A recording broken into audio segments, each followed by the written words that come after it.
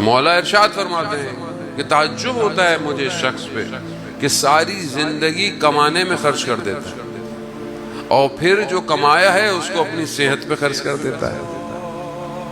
اور زندہ ایسے ہے جیسے اس نے کبھی مرنا ہی نہیں،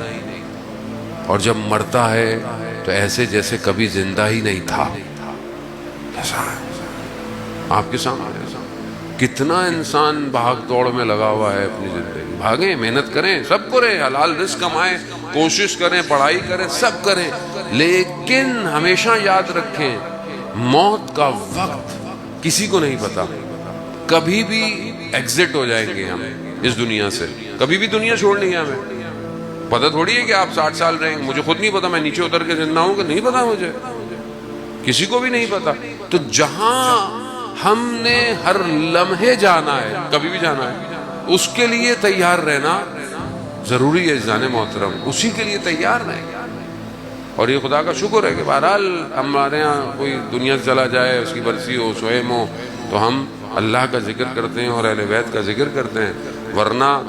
یعنی ہم یہاں سے جانے کے بعد بھی کچھ چیزیں بھیج سکتے ہیں اس محروم کو، ورنہ باقی لوگوں کے پاس تو کچھ بھی نہیں ہے۔ ایک عالم دین کا انتقال ہو گیا، بہت بات تقوی شخصیت تھی،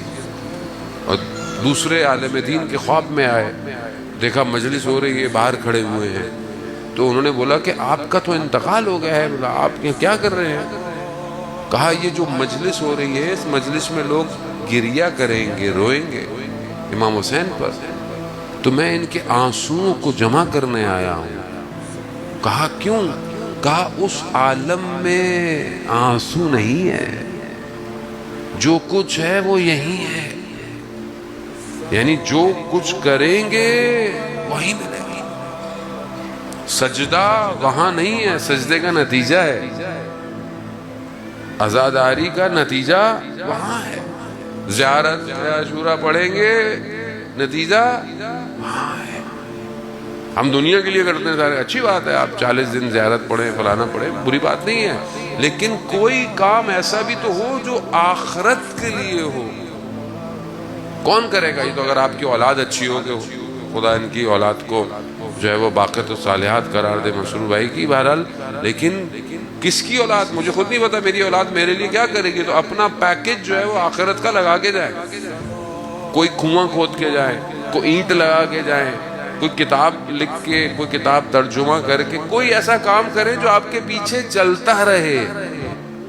کوئی اکاؤنٹ آپ کا ایسا ہو جو ہر وقت آپ کو دیتا رہے، کچھ تو کرے انسان، کوئی کام آخرت کے لیے کرے،